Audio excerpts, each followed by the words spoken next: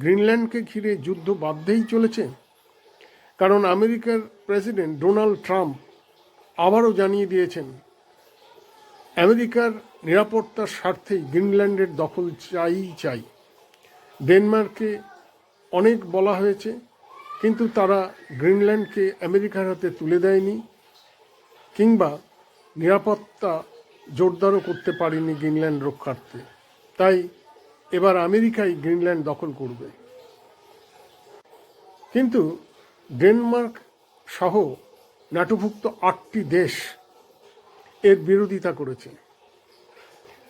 তারা বলেছে এভাবে একটি সার্বভৌম অংশের দখল নেওয়া যায় না। গ্রিনল্যান্ড বর্তমানে ডেনমার্কের স্বায়ত্তশাসিত অংশ। ব্রিটেনের প্রধানমন্ত্রী বলেছেন আমেরিকা যা চাইছে তা ভুল। ট্রাম্প খেপে গিয়ে ওই 8টি দেশের উপর 10% শুল্ক আরোপ করেছেন, যা চালু হবে 1 ফেব্রুয়ারি থেকে। জুন মাস থেকে তা বেড়ে হবে 25%। ট্রাম্প বলে দিয়েছেন যতক্ষণ না গ্রিনল্যান্ড তাদের কবজায় আসছে ততদিন এই শুল্ক বহাল থাকবে। প্রয়োজনে শতভাগ শুল্ক আরোপ করা হবে।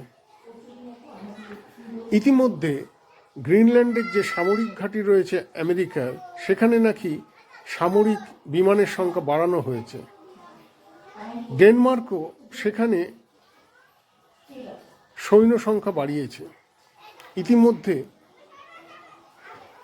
কয়েকটি ন্যাটোভুক্ত দেশ গ্রিনল্যান্ডে তাদের সেনা পাঠিয়েছে অল্প করে। ভবিষ্যতে তা বাড়তে পারে।